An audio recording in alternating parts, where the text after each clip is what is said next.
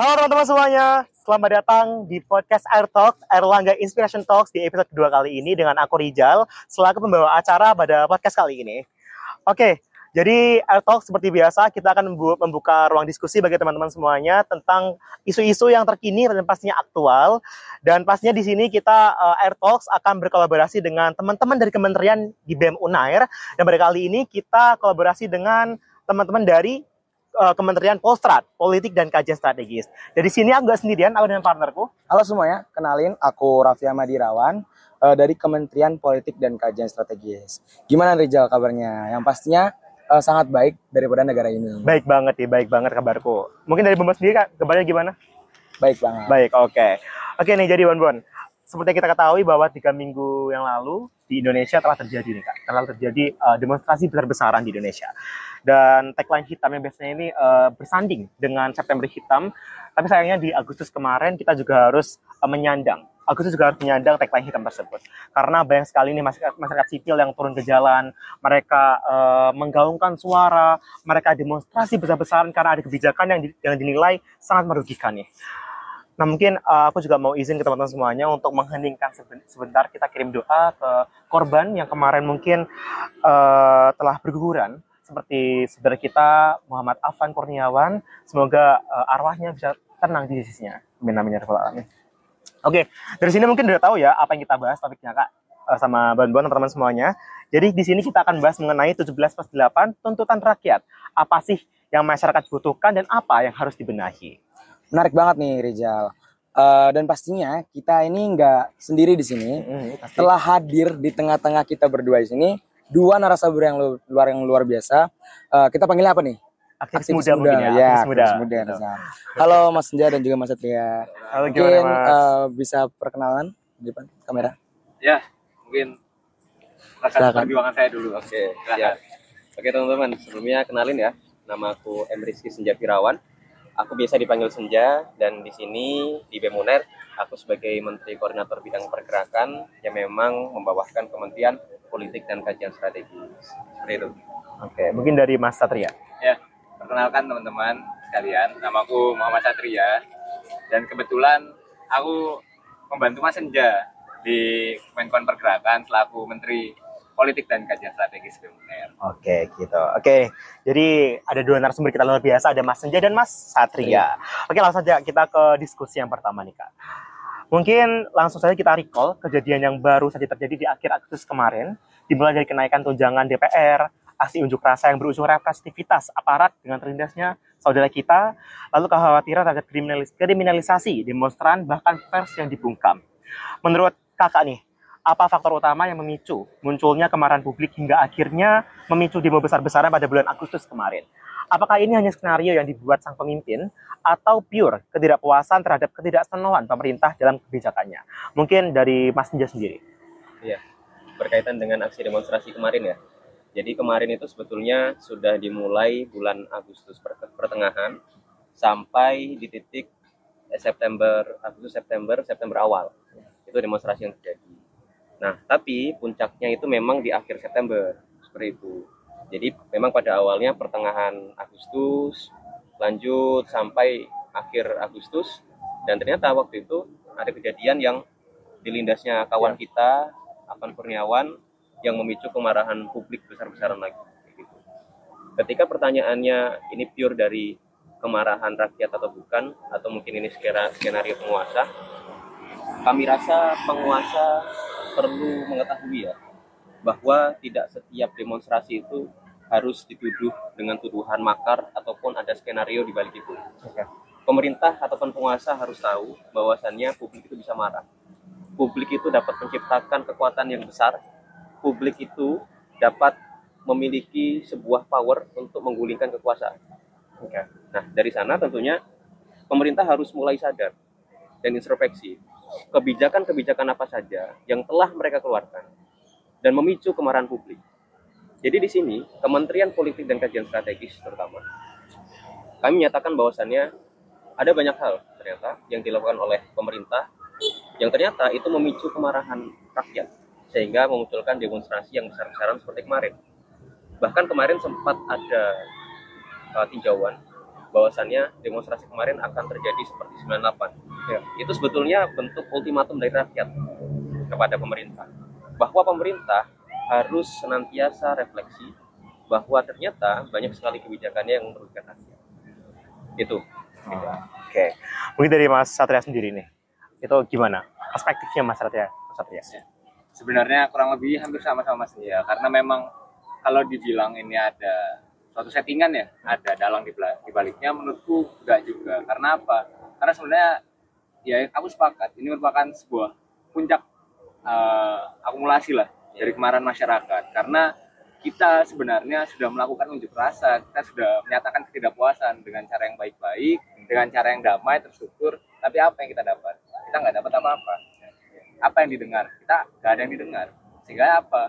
Di mana sebenarnya prinsip yang dibawa kan adalah demokrasi, kekuasaan berada di tangan rakyat, salah satunya. Jangan sampai akhirnya menjadikan rakyat ini sebagai pajangan aja.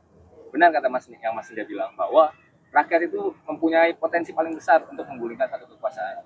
Kalau misal kita ambil contoh, misal ya dari pelajaran-pelajaran sejarah, misalnya revolusi Prancis dan lain-lain.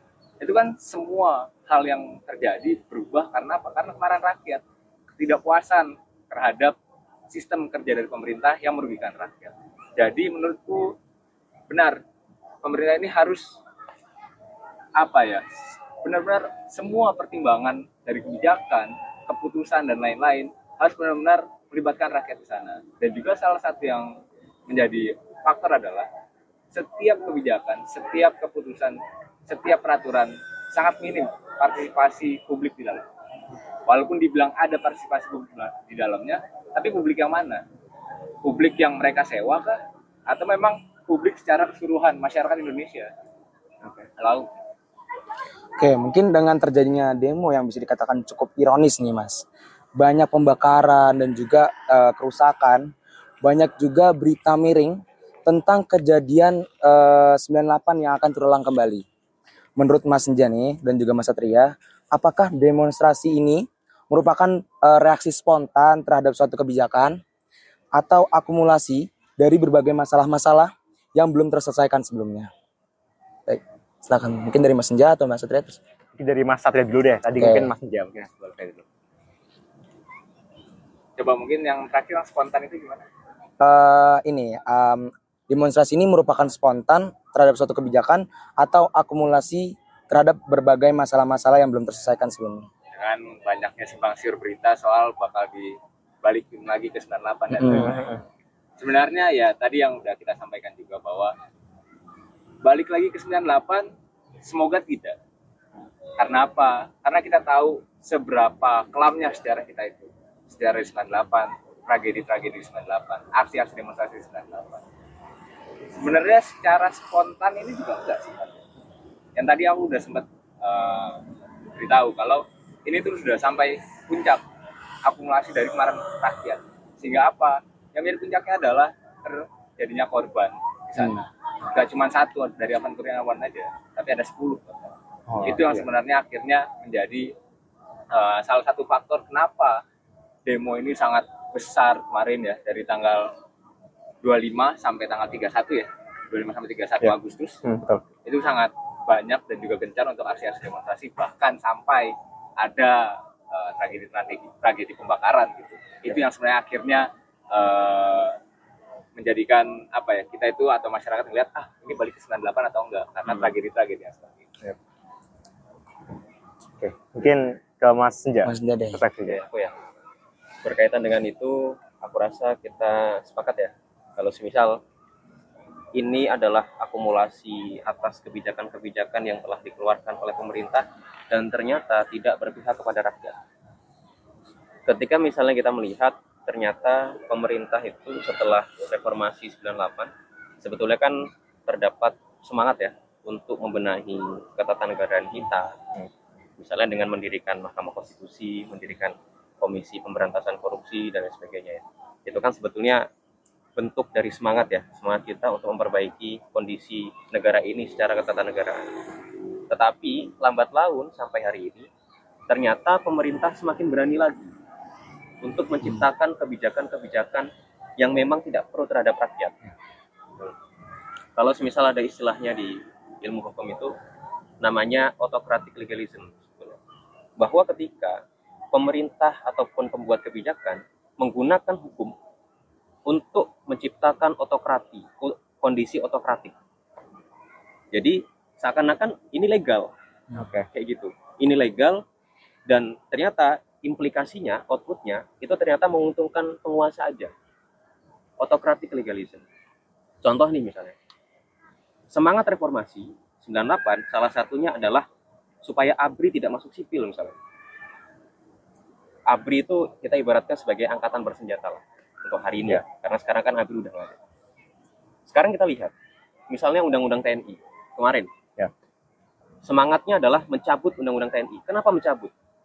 Karena pada akhirnya pembuat kebijakan, pembentuk undang-undang memasukkan unsur kesekretariatan negara itu bisa diisi oleh aparat, oleh TNI. Bayangkan aja, apa kaitannya? Ataukah hanya untuk melanggengkan seskapnya misalnya? Karena seskapnya Udah. masih prajurit aktif misalnya. Udah. Nah, hal-hal semacam ini autocratic legalism namanya. Oke. Nah, hal semacam ini. Nah, ini yang aku rasa perlu dibenahi ya satu persatu, berkaitan dengan moralitas penguasa, berkaitan dengan semangat untuk mencapai perubahan yang memang reformatif lagi, kita perlu benahi. Dan pemerintah harus refleksi sekali ya. Kayak gitu. Oke. Berarti ini adalah akumulasi Iya. dari ketidakpuasan rakyat Ya, kepada ya. kebijakan pemerintah tadi gitu ya. Betul. Oke. Oke, mungkin kita tahu juga bahwa di akhir masa demonstrasi itu dari banyaknya runtutan kejadian yang dirasa sudah banyak dikuikan, seperti yang kita ketahui bahwa rakyat memberikan beberapa tuntutan ke pemerintah dengan tagline 17+8 tuntutan rakyat. Menurut kakak masing-masing nih, apakah tuntutan 17+8 ini itu merupakan cerminan perubahan yang menjanjikan atau justru dapat menjadi bumerang pada keberlangsungan ketatanegaraan? Mungkin ini bisa jadi bumerang bagi kita sebagai rakyat atau malah menguntungkan kita sebagai rakyat. Mungkin dari Kak Senja. Ya. Sebelumnya aku izin menyampaikan juga ya. Sebetulnya kalau kita bicara tuntutan 17.8 itu kan sebetulnya tuntutan atas akumulasi berbagai macam tuntutan dari banyaknya organisasi ataupun aliansi yang ya ataupun elemen-elemen yang melakukan demonstrasi kan.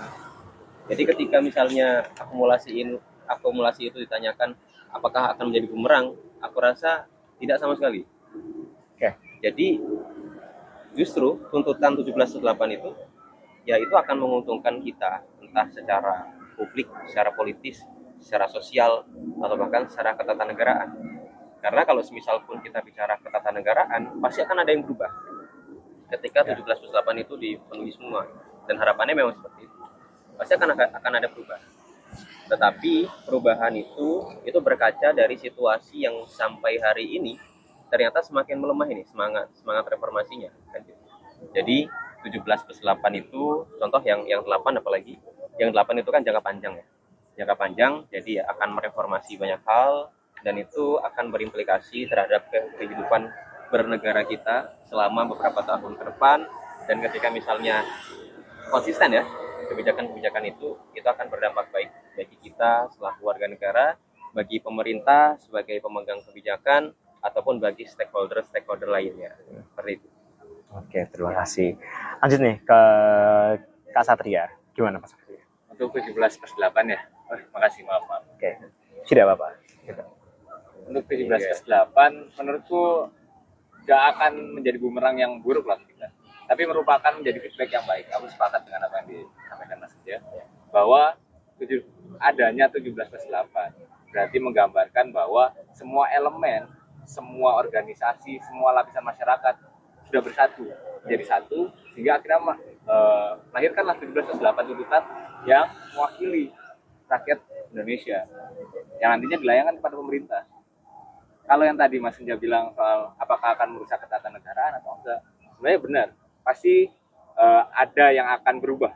Tapi di saat itu terjadi sebuah perubahan, itu perubahan yang diinginkan oleh publik gitu. Bukan perubahan yang emang dilakukan oleh kita nyebutnya elit-elit ya, yang akhirnya yang menguntungkan mereka aja. Setiap perubahan di ketatanegaraan itu pasti ada. Tapi adanya perubahan itu menguntungkan pihak yang mana gitu. Jadi dengan adanya 17+8 ini mencerminkan bahwa akhirnya sudah makin sedikit warga atau lapisan masyarakat yang bersifat apatis. Masyarakat sudah mulai jadi proaktif untuk melihat gimana negeri kita sekarang, keadaan bangsa ini seperti apa, dan semakin ikut untuk menyuarakan apa yang kita mau untuk kedepannya. Ini merupakan salah satu cerminan yang bagus menurutku. Akhirnya lapisan masyarakat, semua organisasi, semua elemen ini berkumpul jadi bersatu untuk menyelesaikan sebuah tuntutan. Mau itu jangka pendek atau jangka panjang, yang itu benar-benar berdasarkan kebaikan bersama untuk semua lapisan masyarakat.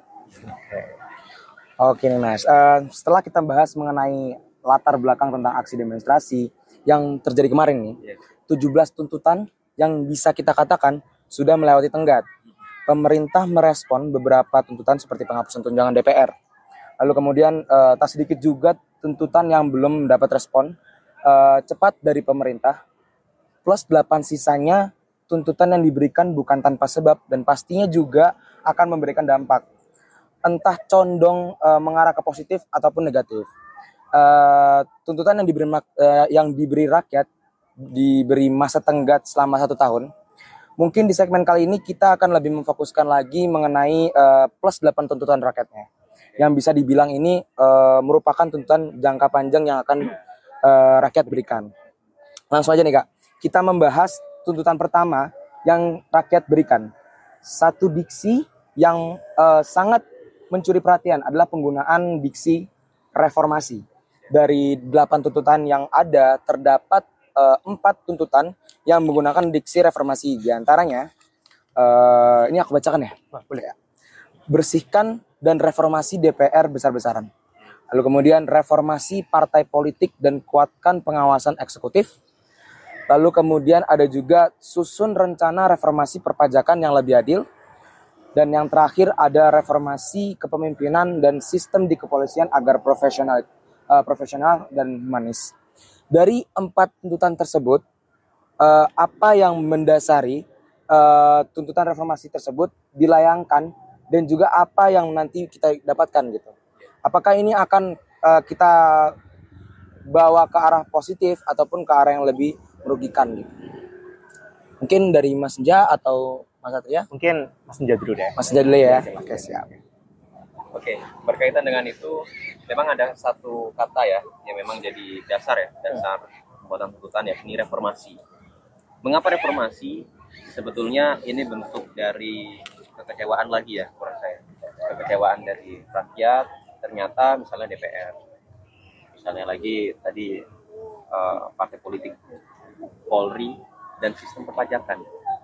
Nah, ini adalah 4 hal yang memang menjadi sebuah institusi ataupun sistem yang memang disoroti oleh masyarakat hari ini. Berkaitan dengan sistem kerjanya, berkaitan dengan pola yang ada di dalamnya, dan lain sebagainya. Kalau misal kita bicara, misalnya yang pertama DPR. DPR itu sekarang benar-benar, apalagi sudah ada yang bicara secara terbuka ya, katanya manut juragan dan lain sebagainya gitu kan. Nah, ini merupakan sebuah ketidakmaluan ya, ketidakmaluan anggota dewan kita untuk mengucapkan bahwa mereka tidak benar-benar merepresentasikan rakyat. Mereka tidak benar-benar merepresentasikan kita di parlemen itu. Nah, dari situ juga kita perlu mengetahui bahwasannya kita buka lagi misalnya konstitusi, Undang-Undang Dasar 1945 di pasal 1 ayat 2 misalnya, bahwa kedaulatan tertinggi itu berada di tangan rakyat. Artinya konsep dasarnya atau prinsip dasarnya adalah kedaulatan rakyat. Cerminannya secara kelembagaan adalah DPR. Ketika DPR aja sudah tidak mencerminkan representasi dari rakyat, lalu di mana letak kedaulatan rakyatnya kan gitu. Misalnya lagi, kalau misal kita mau pakai teori misalnya, ada Robert Michels di dalam bukunya itu dia menyebutkan ada yang namanya fraction swang. Fraction swang itu kalau kita bahasa sehari-hari hari ini itu namanya petugas partai atau disiplin partai. Jadi sekarang itu sistemnya adalah ketika misalnya anggota itu terpilih, anggota dewan ini terpilih, anggota dewan ini akan cenderung lebih loyal kepada juragannya dalam tanda kutip. Siapa juragannya? Elit-elit partai politik. Nah, ini yang menjadi refleksi juga ya, mengapa kata reformasi itu perlu digaungkan. Polri misalnya dengan banyaknya kekerasan, banyaknya kesewenang-wenangan aparat dalam melakukan tugasnya yang katanya mengayomi rakyat, tapi ternyata menjadi musuh rakyat di jalanan misalnya. Nah, hal-hal semacam itu. Perpajakan yang saat ini banyak sekali pajak-pajak yang melambung tinggi. Nah, ini yang perlu direformasi. Bahkan kalau misal kita mau lihat, pajak tinggi itu menjadi salah satu sebab utama pecahnya demonstrasi di pertengahan Agustus. Demonstrasi di Pati. Itu kan dua ya faktornya. Kearogansian penguasa. Yang kedua, pajak daerah yang melambung tinggi. Kan gitu. Makanya ini semuanya berkaitan. Dan reformasi yang diwujudkan di dalam tuntutan-tuntutan itu memang bentuk ataupun reaksi kekecewaan publik terhadap DPR ataupun institusi yang lain. Berarti itu adalah bentuk kekecewaan publik ya Kak? Iya. Kenapa Kak, kita harus mereformasi dari 4 tadi itu, DPR, terus Polri, partai politik, perpajakan gitu Kak. Oke, lanjut nih ke tuntutan ke-6 ya? Tuntutan ke-6. Setelah kelima setelah 4 tuntutan pertama yang sama-sama menggunakan diksi reformasi nih Kak. Tuntutan yang kelima itu berbunyi, sahkan dan tegakkan undang-undang perampasan aset koruptor. Bagaimana nih dari Kak Satria pendapatnya itu dalam menanggapi tuntutan ini? Apakah probabilitas untuk tuntutan ini untuk direalisasikan itu besar, dan juga apa sih yang mendasari tuntutan ini itu dilayangkan? Untuk RUU perampasan aset ya, sebenarnya ini merupakan hal yang sudah digaung-gaungkan dari setahun atau bahkan 2 tahun belakang. Di setiap kita sebagai mahasiswa atau masyarakat melakukan aksi, pasti selalu tersentil isu sahkan, tegakkan RUU perampasan aset, RUU perampasan aset. Ya, menurutku dengan adanya tuntutan ini ya, RUU perampasan aset itu merupakan hal yang baik. Kenapa? Pertama, korupsi itu kan secara tidak langsung merupakan tindakan mencuri uang negara. Betul. Kalau misalnya tadi yang dikatakan Mas Senja soal ada kasus di mana pajak daerah itu naik, sehingga memberatkan masyarakat yang di bawahnya yang harus bayar pajak. Nah, di saat para koruptor ini itu melakukan tindak korupsi yang memakan uang negara itu hasilnya dari masyarakat yang membayar pajak. Nah, di saat nggak adanya RUU atau bahkan UU perampasan aset ini, mereka yang tervonis korupsi dan lain-lain, selain penjara apa yang mereka dapat? Sanksi sosial yang mungkin lah, tapi apa, asetnya tetap ada. Mereka keluar penjara, ya udah, mereka tetap hidup bergelimang harta dan lain-lain. Ini yang akhirnya menjadi pertanyaan, apakah ini adil? Gitu. Di saat kita sudah bersusah payah untuk membayar pajak secara tertib dan lain-lain, tapi orang-orang yang di atas ini dengan seenaknya melakukan tindak korupsi dan lain-lain, memakan uang negara, sedangkan kita yang membayar pajak aja bahkan untuk menikmati fasilitas negara ya kadang susah.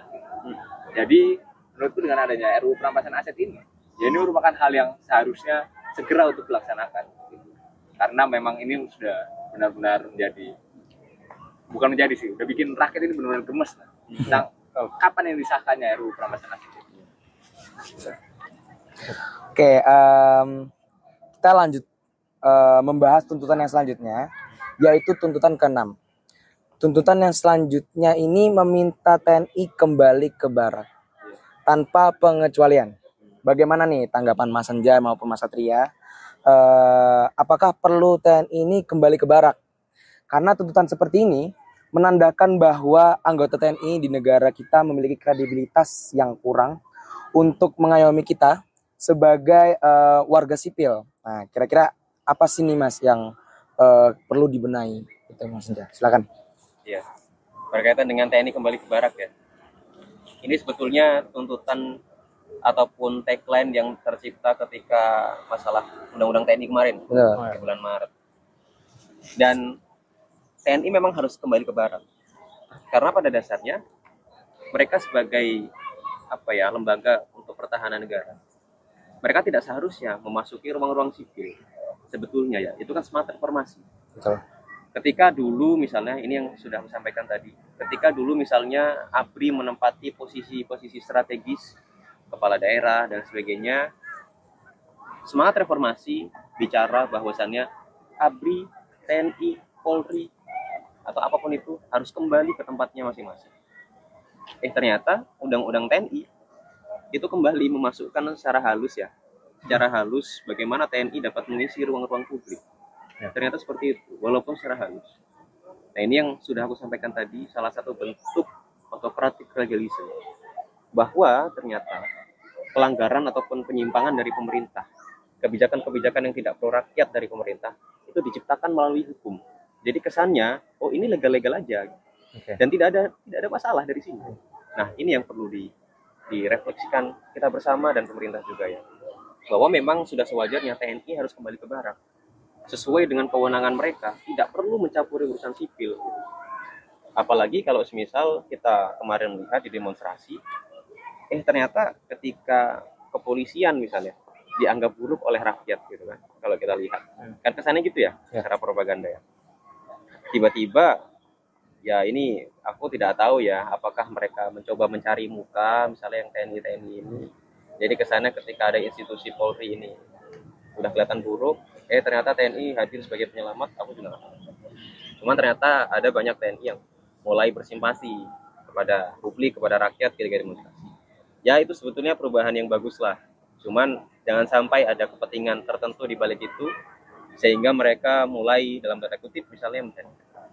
Nah, hal-hal semacam ini. Dan untuk dari kami tetap TNI harus kembali ke barak dan ke tempat muasalnya, dan mereka tidak boleh menempati posisi-posisi yang seharusnya diisi oleh sipil dalam penyelenggaraan pemerintah. Kayak gitu. Oke, Gitu ya. oke, lanjut ya ke tuntutan yang ketujuh.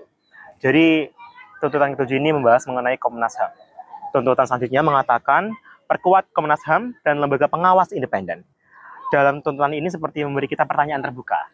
Apakah sebelumnya Komnas HAM ini terlalu lemah untuk melindungi hak-hak warga kita? Nah, menurut Kak Satria sendiri nih, gimana pendapatnya?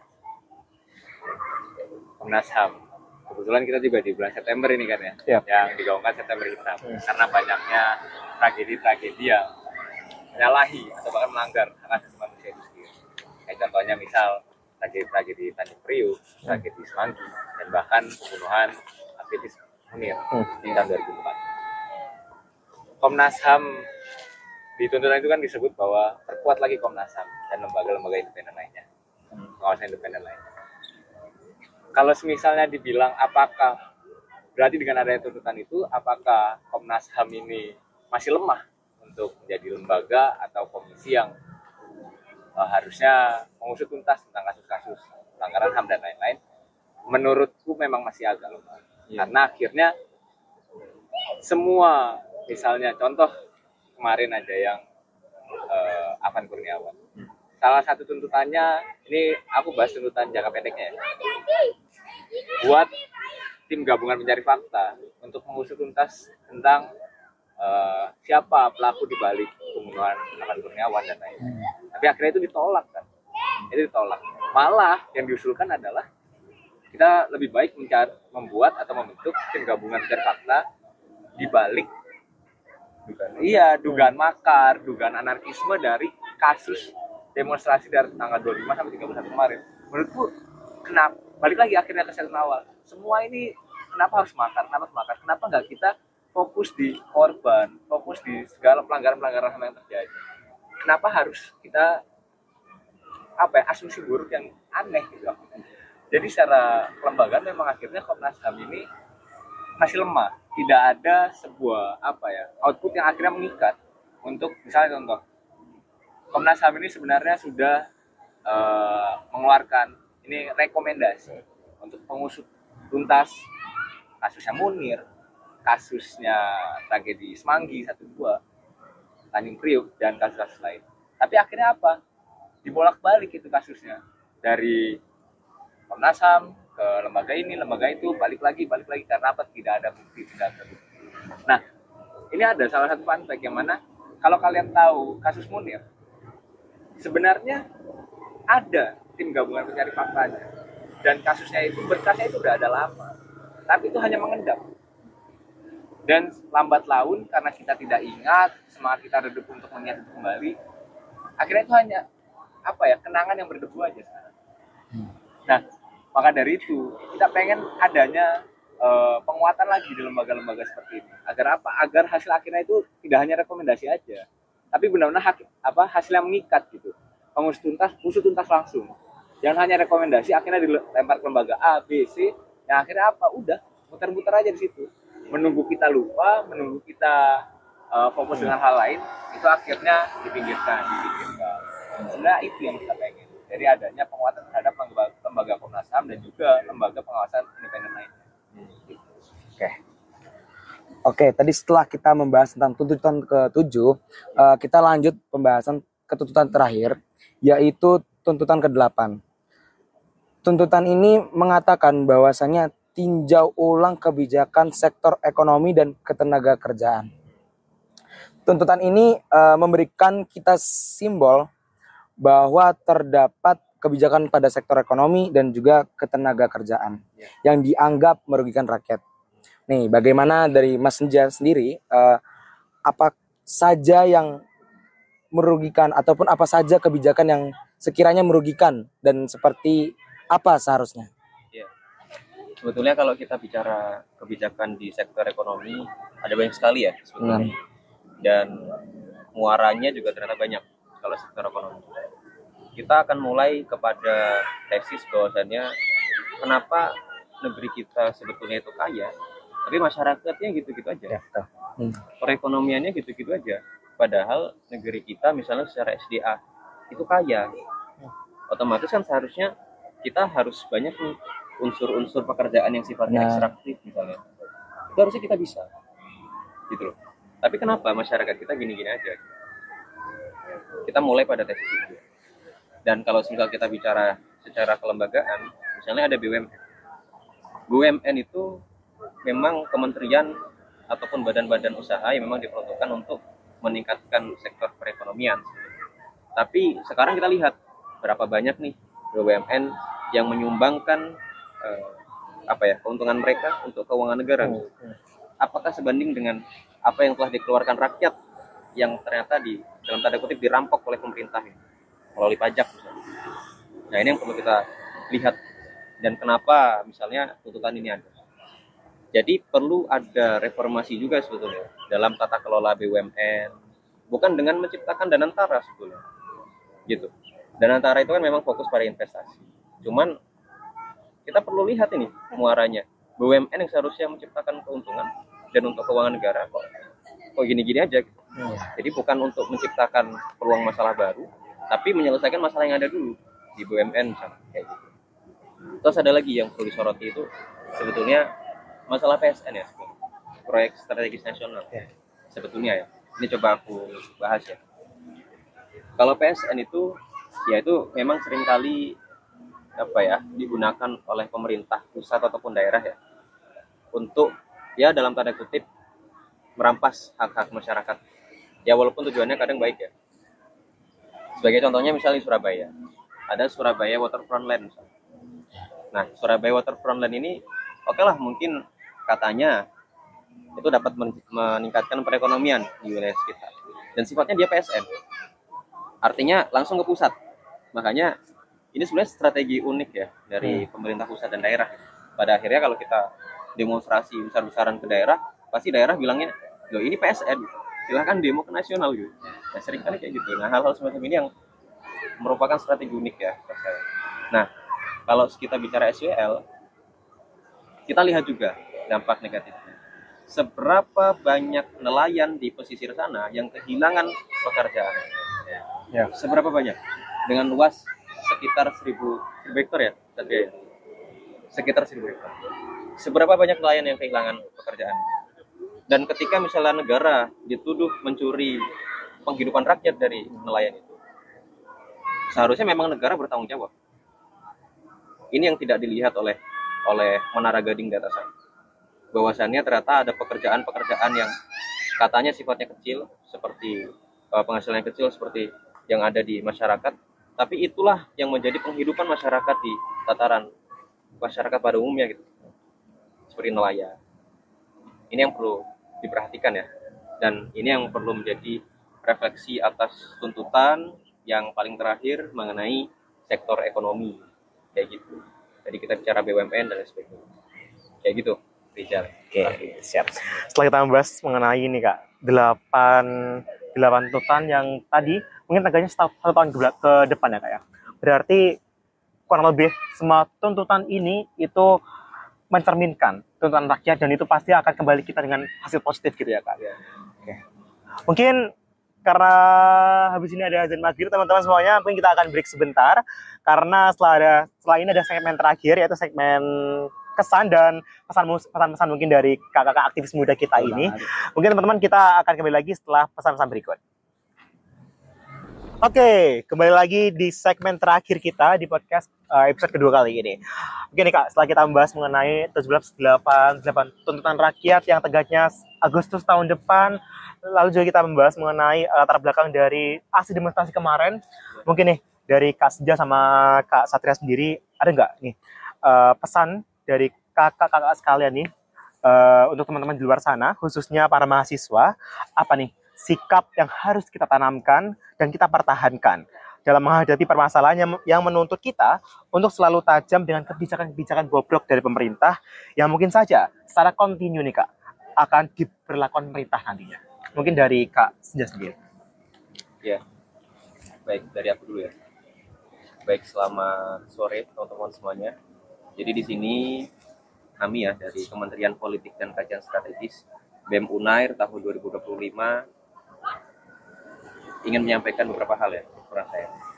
Yang pertama, demonstrasi besar-besaran yang sudah terjadi hari ini dan aku rasa hari esok akan terjadi lagi. Ini merupakan bentuk dari kekecewaan masyarakat terhadap pengambilan kebijakan yang telah dilakukan oleh penguasa. Dan kami rasa penguasa perlu secara aktif untuk merefleksikan diri bahwa ternyata seluruh kebijakan yang telah dikeluarkan itu adalah tidak pro terhadap rakyat. Lalu yang selanjutnya, ternyata dalam penanganan aksi demonstrasi yang seharusnya dilakukan secara humanis, ternyata dilakukan oleh aparat dengan kesewenang-wenangan. Banyak sekali kawan kami yang ditangkap, banyak sekali kawan kami yang dipukuli, banyak sekali kawan kami yang ditahan, bahkan sampai ada yang meninggal. Ini adalah bentuk kewenangan yang dilakukan oleh aparat kepolisian terhadap seluruh kawan kami. Maka dari itu, mahasiswa hari ini harus selalu memegang tagline, bebaskan seluruh kawan kami, bebaskan seluruh kawan kami, bebaskan seluruh kawan kami. Dan selanjutnya, karena mahasiswa selanjutnya adalah pemegang kebijakan selanjutnya, setelah semua yang terjadi hari ini, mahasiswa harus selalu memegang teguh idealismenya sebagai tonggak dari perubahan di dalam masyarakat. Tentunya dalam konteks kebaikan ya. Mahasiswa harus selalu memegang teguh apa yang seharusnya mereka aspirasikan, apa yang seharusnya mereka bela, yakni masyarakat secara umum, masyarakat yang membutuhkan. Dan ketika misalnya mahasiswa hari ini besok menjadi pemegang kebijakan, mereka harus senantiasa mempertimbangkan dan melibatkan partisipasi publik, bukan hanya partisipasi secara formalitas, tetapi partisipasi publik yang bermakna. Mungkin itu aja dari aku. Sekian dan terima kasih. Mungkin ke Mas Satria? Ya. Monggo. Kalau dari aku hanya mengingatkan pada konco-konco, arek-arek pemerintah, elit-elit pemerintah ini. Jangan sekali-sekali meremehkan kekuatan rakyat.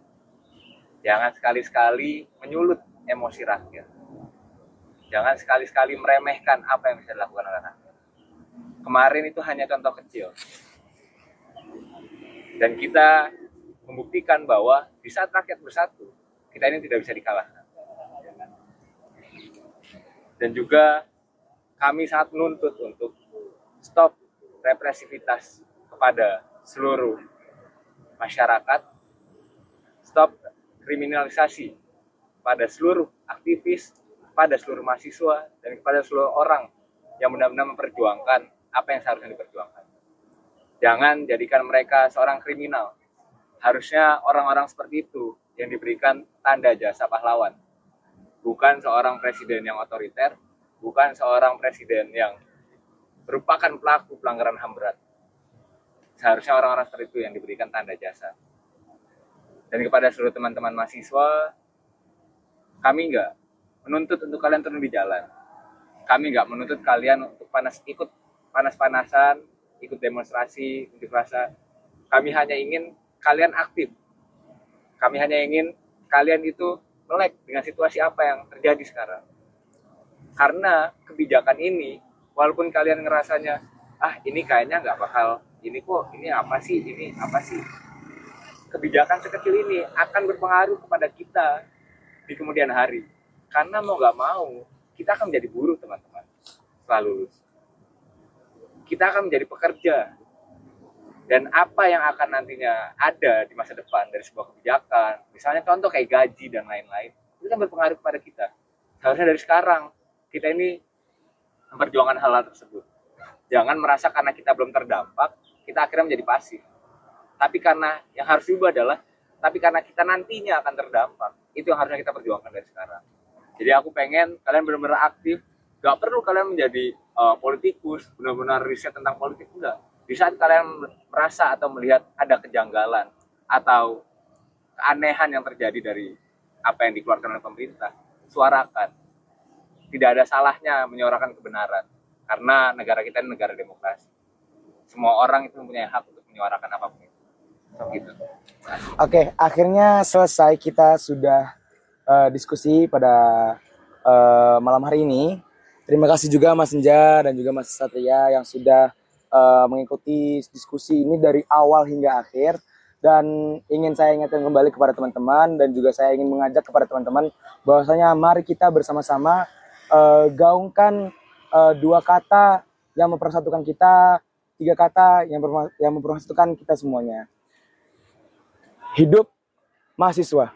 Hidup mahasiswa. Hidup rakyat Indonesia. Hidup rakyat Indonesia. Hidup perempuan yang melawan. Hidup perempuan yang melawan. Baik, terima kasih banyak. Oke, terima kasih juga Raffi sebagai partnerku untuk podcast kali ini. Makasih Mas Kenja, makasih Mas Satria, dan teman-teman semuanya. Semoga apa yang kita berikan, apa yang kita diskusikan pada hari ini dapat bermanfaat, diambil positifnya dan dibuang negatifnya kayak gitu. Mungkin jangan lupa untuk like, subscribe, komen, dan share ke semua fakultas kalian, teman-teman sekalian semuanya, agar semua orang juga tahu nih apa sih permasalahan yang ada di Indonesia pada baru-baru ini kayak gitu. Oke sih, udah selesai dari kita. Terima kasih Kak, terima kasih semuanya, terima kasih teman-teman semuanya. Sampai jumpa di next episode dan dadah.